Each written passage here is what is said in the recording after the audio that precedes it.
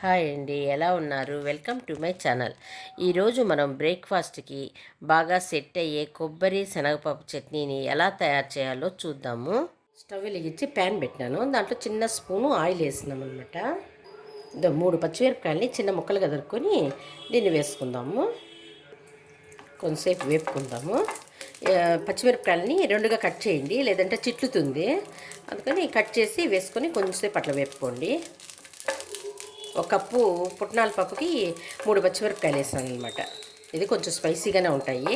పచ్చడి కూడా కొంచెం స్పైసీగా ఉంటే బాగుంటుంది కదా, అందుకని. చూడండి, ఇట్లా వేగితే సరిపోతుంది. స్టవ్ ఆపేస్తాను.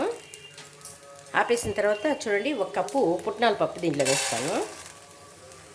చూడండి, 2 తెల్లగడ్డ పాయలు వేసినాను. ఎక్కువ వేసుకోవద్దండి. ఎక్కువ వేసుకున్నాం అనుకోండి తెల్లగడ్డ స్మెల్ వస్తుందన్నమాట.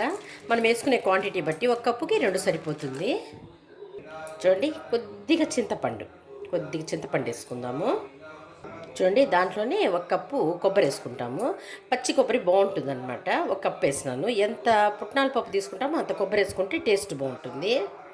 దాంట్లోనే కొద్దిగా కొత్తిమీర వాష్ చేసుకొని వేసుకోండి.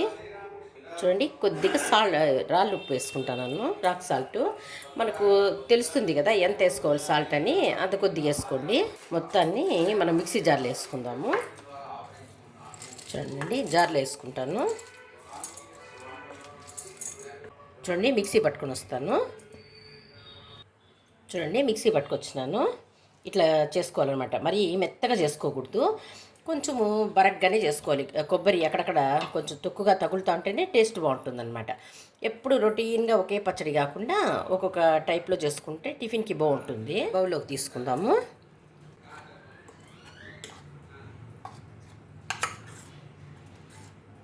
చూడండి, పోపు పెట్టుకుందాము. చూడండి, తిరగమాత పెట్టుకొచ్చినాను. బాగుంటుంది ఈ పచ్చడి. కంపల్సరీ తిరగమాత పెట్టుకోవాలి. దోశలకైనా ఇడ్లీకైనా చాలా బాగుంటుంది ఈ పచ్చడి. చట్నీ లూజ్గా చేసుకున్నా బాగుంటుంది, లేదంటే గట్టిగా తిన్నా బాగుంటుంది. చూడండి ఎంత బాగుందో కదా.